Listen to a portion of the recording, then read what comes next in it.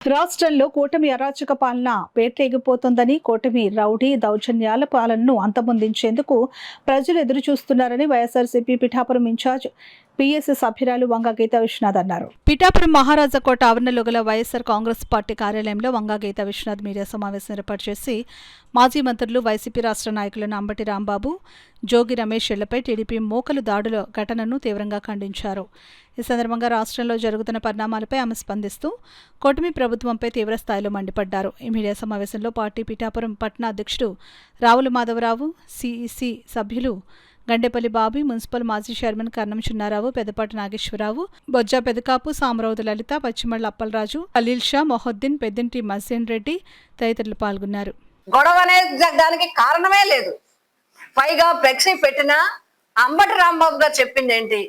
మేము పోలీసులకి ఖచ్చితంగా చెప్పడం జరిగింది, ప్రాపర్ ఇన్ఫర్మేషన్ ఇవ్వడం జరిగింది.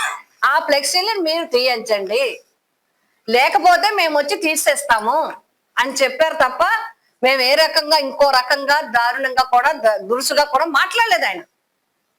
అయినప్పటికీ పొద్దున్న అయినప్పటికీ కూడా తీయకపోవటం వల్ల ఆయన ఆ ఫ్లెక్సీని తొలగించడానికి అని చెప్పిన విధంగా వెళ్తే అప్పటికే మారణాయుధాలతో అప్పటికే మీరు ఉద్దేశపూర్వకంగా అప్పటికే కొంతమంది నాయకులు, మహిళలు అందరూ చేరి ఉన్నతమైన పదవుల్లో ఉన్నవాళ్ళు, ఉన్నతమైన వ్యక్తులు కూడా ఫిల్దీ లాంగ్వేజ్, దారుణమైన పదాలు ఉపయోగిస్తూ ఆయన్ని మాట్లాడడం జరిగింది. ఎవరు తప్పు మాట్లాడినా తప్పే. వాళ్ళు కావాలని మాట్లాడాడు, ఈ ఆవేశంలో తప్పు మాటలు మాట్లాడాడు, రెండూ తప్పే. అక్కడ దురుసుగా మాట్లాడడం, దురుద్దేశంతో మాట్లాడడం, తప్పుడు లాంగ్వేజ్ తో మాట్లాడడం మొదలు పెట్టింది ఎవరు? మీరు టైం టు టైం వీడియోలు చూడండి, ఏ టైంకి ఏది జరిగింది అనేది చూస్తాం. దీనికి మొదటి కారణం ఎవరు? ముందు రోజు ఫ్లెక్సీ పెట్టిన వాళ్ళు. ఇప్పటికీ ఫ్లెక్సీ పెట్టిన వాడి మీద ఎఫ్ఐఆర్ లేదు. ఫ్లెక్సీ పెట్టిన వాళ్ళు ఎవరో కనుగొనలేదు. కర్రల పట్టును నించున్న వాళ్ళ మీద ఎఫ్ఐఆర్ లేదు, వాళ్ళ పేర్ల మీద లేవు. ఒక్కొక్కళ్ళు తిడుతూ లాంగ్వేజ్, దారుణమైన లాంగ్వేజ్ మాట్లాడుతుంటే వాళ్ళ వెనకాల సపోర్ట్ గా చేస్తున్నట్టుగా, ఎస్కాట్ నడుస్తున్నట్టుగా పోలీసులు నడిచే పరిస్థితి వచ్చింది. నేను పోలీసు వరకు కూడా చెప్తా ఉన్నాను, పోలీసు యంత్రాంగానికి చెప్తా ఉన్నాను, హోమ్ డిపార్ట్మెంట్ కి చెప్తా ఉన్నాం. మీరు ఎందుకు మీ ఉనికిని కోల్పోతున్నారు? ఎందుకు మీరు పాములుగా అవుతున్నారు? ఎందుకు మీ డ్యూటీని మీరు చేయట్లేదు? కర్రలు పట్టుకొస్తే అంతసేపు నుంచోబెడతారా మీరు? అంబటి రాంబాబు గారిని అక్కడే ఆఫ్ చేసి ఈ కర్రలన్నీ మీరు ఎందుకు హ్యాండ్ ఓవర్ చేసుకోలేదు? కర్రలు ఎవరైతే తీసుకొచ్చారో, రాడ్లు ఎవరైతే తీసుకొచ్చారో వాళ్ళందరినీ తీసుకెళ్లి పోలీస్ స్టేషన్లో ఎందుకు కూర్చోబెట్టలేదు? తిరిగి పైగా దౌర్జన్యం చేసిన వాళ్ళకి మీరు సపోర్ట్ ఇచ్చారు. బాధితుడు ఎవరైతే ఉన్నారో అతను తీసుకెళ్లి పోలీస్ స్టేషన్ లో వేశారు, రిమాండ్కి వేశారు, ఇవాళ జైలుకి వేశారు.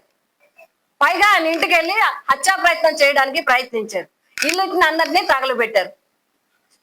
మరో బీసీ నాయకుడు, మాజీ నాయకుడు జోగి రమేష్ గారి ఇంటి మీద మీరు దౌర్జన్యం చేశారు, ఇంటిని తగలబెట్టారు. అదేవిధంగా యువకుడు, మరి రాజకీయాల్లో ఉత్సాహంగా ఉన్న దేవినేని అవినాష్ గారినేమో ఆయన వెళ్లకుండా ఈయన సపోర్ట్ చేయడానికి, అక్కడ ఉండడానికి మా నాయకుడు అన్యాయంగా జైల్లో పెడుతున్నారు, పోలీస్ స్టేషన్ తీసుకుపోతున్నారని వెళ్తే ఆయన్ని అరెస్ట్ చేసి అక్కడ పక్కన పెట్టేశారు.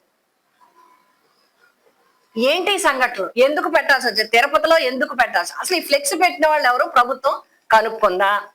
ఫ్లెక్స్ పెట్టిన వాళ్ళ మీద చర్యలు తీసుకుందా? ఒక కేసు కాదు, ఫ్లెక్స్ పెట్టిన వాళ్ళ మీద తీవ్రమైన కేసు పెట్టాలి. ప్రసాదాన్ని అపవిత్రంగా మళ్ళీ ప్రసాదం వేసి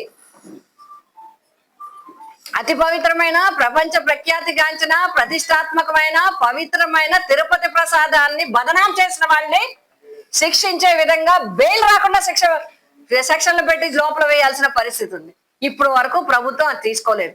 హోమ్ డిపార్ట్మెంట్ ఏం చేస్తుంది?